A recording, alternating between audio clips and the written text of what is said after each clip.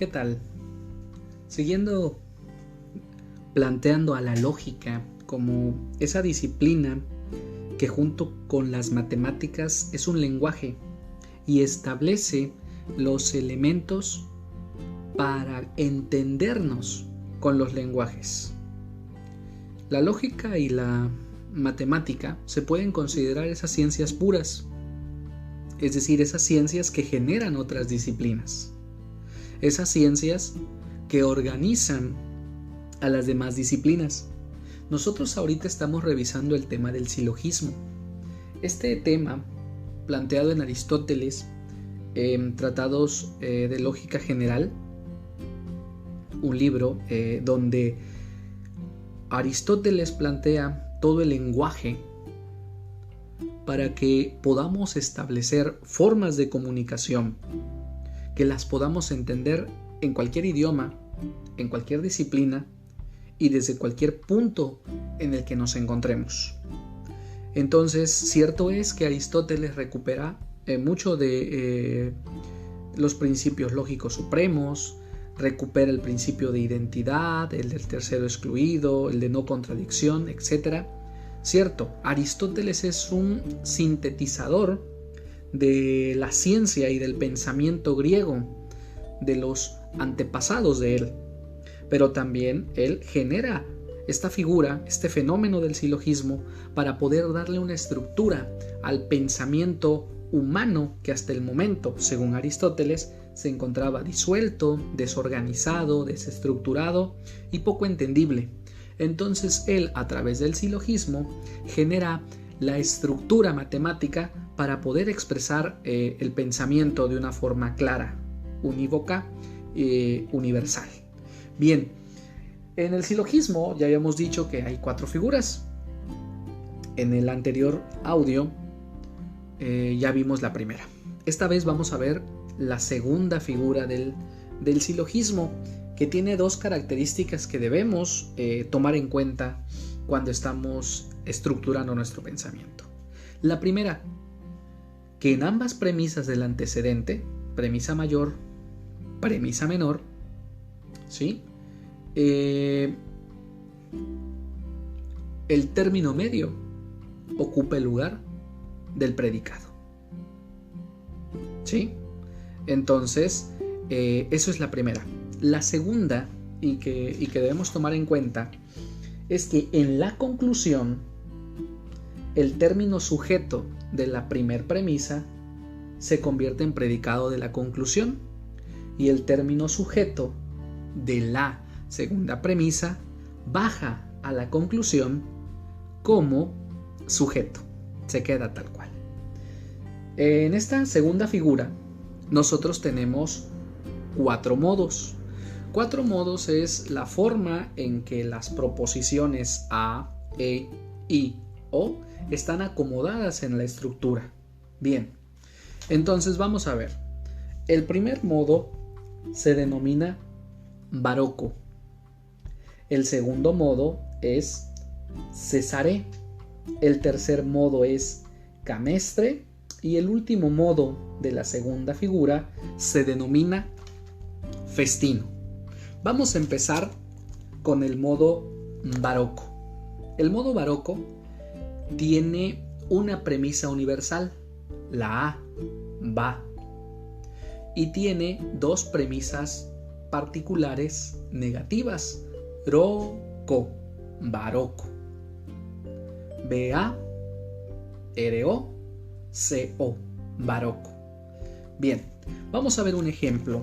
Vamos a ver así de la siguiente manera. Aquí dice: todos los gatos son felinos. La premisa A. La premisa O: algún perro no es felino. Algún perro no es felino.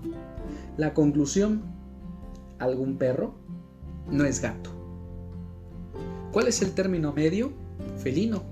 ¿Cómo lo identificamos? Lo identificamos por una de las reglas de los términos, que dice: el término medio nunca pasa a la conclusión.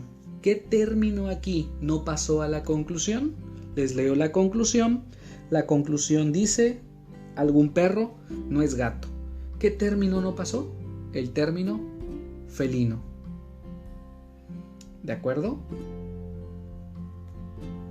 Entonces, la segunda cuestión que debemos tomar en cuenta para detectar cuál es el término medio es que en la segunda figura, el término medio ocupa el lugar del predicado en ambas premisas. Muy bien. Pasamos con el siguiente modo.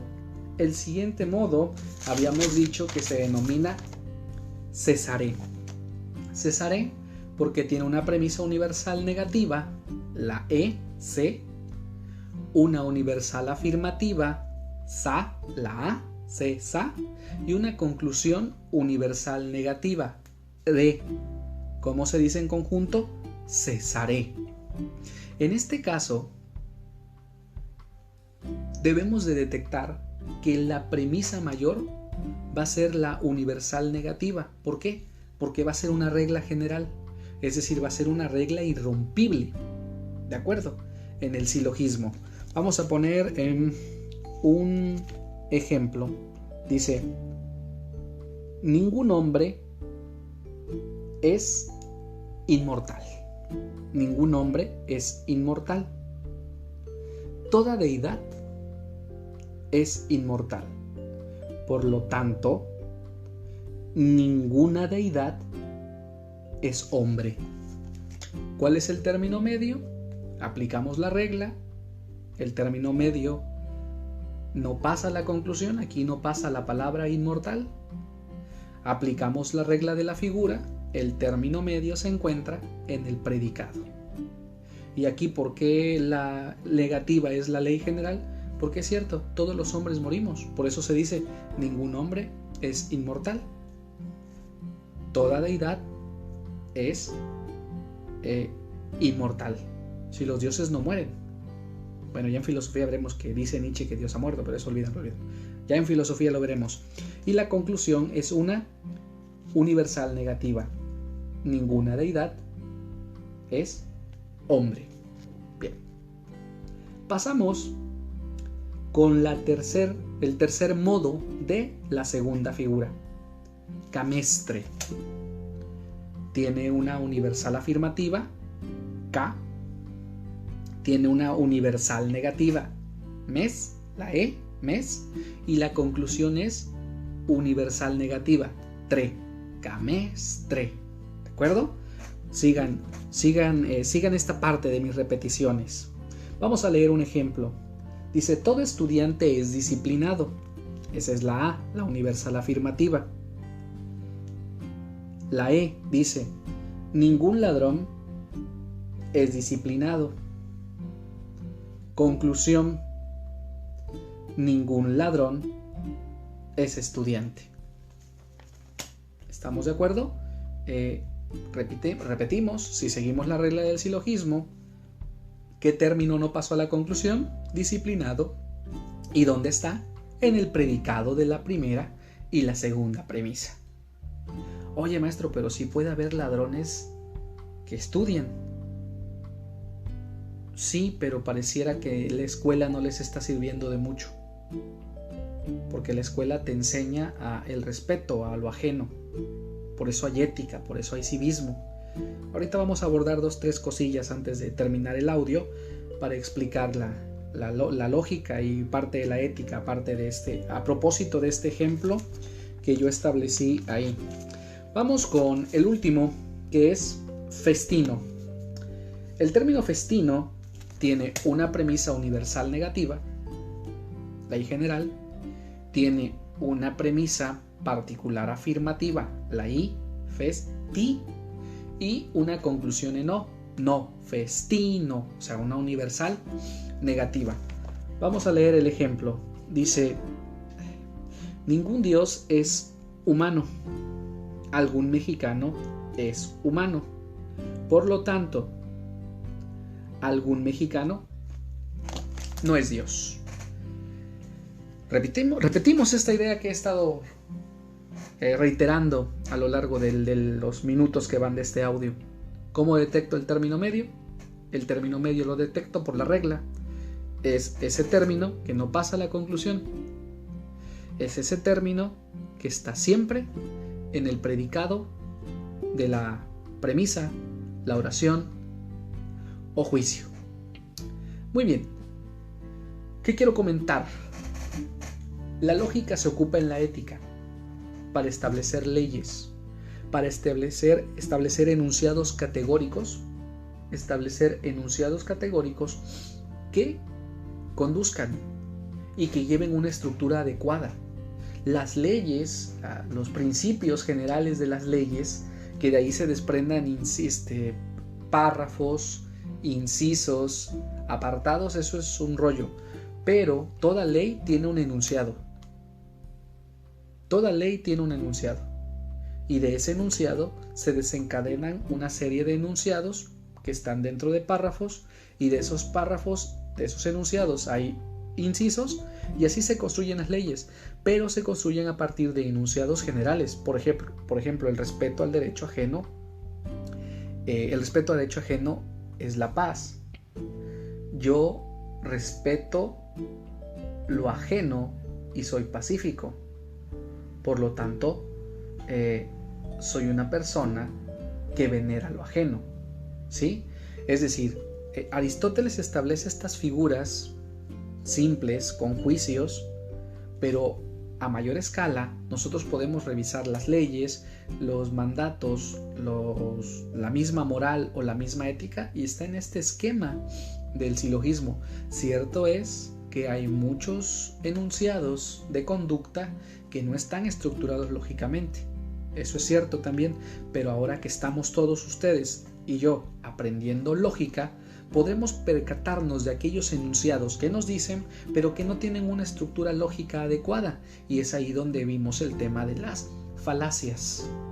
Ese tema de argumentos que nos persuaden, nos convencen, o que muchas veces los establecen de manera errónea sin darse cuenta. Otra cosa que debo decir del silogismo. ¿Y eso para qué? Baroco, Festino, Camestre, César, ¿eso qué? O sea, la gente luego así dice, ¿por qué no? Y establece falacia de la pregunta compleja. ¿Y eso qué? Eso es una falacia de la pregunta compleja. Que no se les olvide. Que no se les olvide 3 cosas. 1. El hombre es memoria. Es decir, el hombre recuerda. Y para recordar, el hombre tiene que establecer ciertos elementos que guarde en su cabeza. O sea, todos los hombres tenemos memoria, y esa memoria debemos nutrirla. 2. Si nosotros nutrimos la cabeza, nutrimos también el sistema nervioso central. Está el sistema nervioso central y el sistema nervioso periférico. Entonces, cuando nosotros con la lógica, con la matemática, con la lectura, estimulamos el sistema nervioso central, vamos a tener menos problemas, o a lo mejor ningún problema de salud derivado del cerebro.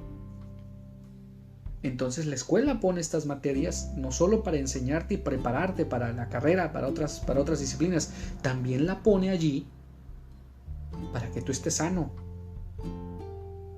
¿Sí? Mente sana en cuerpo sano. Viene en la tercera meditación metafísica de Descartes. Mente sana, es decir, que se nutre con el pensamiento, con la reflexión. Cuerpo sano, que se nutre con el ejercicio. Entonces la lógica aquí tiene un porqué. Sí, pero aquí nos han enseñado a que, ¿y eso qué? ¿Y eso para qué te sirve? Diles, alumno, muchacho, ¿me conoces? Profesor Juan Francisco Aspara Velasco, maestro que sabe y que quiere que ustedes sepan también. ¿Y eso qué? Pues estoy fortaleciendo mi sistema nervioso central. Y también voy a fortalecer mi sistema periférico. Y acuérdate que somos hemisferio derecho y hemisferio izquierdo. Ambos hemisferios debemos nutrirlos. Por eso existe la escuela, por eso existen las artes. Y por último, me han presentado las siguientes dudas. ¿Y ese diagnóstico qué? ¿Qué es eso de la A, la E, la I, la O? ¿Qué es eso? Muchachos, ahí me doy cuenta que no leen, que no estudian. No dañen a su cerebro no estudiando. Estudien, lean. lean algo, estimulen su cerebro, ahórrense problemas de salud derivados del cerebro. Por favor, háganse ese favor de cuidar su salud estudiando. Bien, un comentario más. Las proposiciones tienen cantidad. ¿Cuáles son las cantidades? De la A la cantidad es todo. De la A, todo. De la E, la cantidad es ningún. De la I, la cantidad es algún. De la O, la cantidad también es algún. Y la cualidad son los predicados. ¿Sí? Todo S es P. Ningún S es P. Algún S es P. Algún S no es P. Es decir, todos los predicados de la A, E, I, O representan la cualidad que se describe de un sujeto que estamos estableciendo un juicio. Muy bien, de esta actividad y de la actividad anterior vamos a hacer un formulario. Habrá un formulario para la figura 1 y habrá un formulario para la figura 2. El de la figura 1 va a tener un valor de 10% y el de la figura 2 va a tener un valor del 13%. Bien, ya más adelante les diré el de la figura 3 y el de la figura 4. Muchas gracias. Pásenla bien, cuídense estudiando.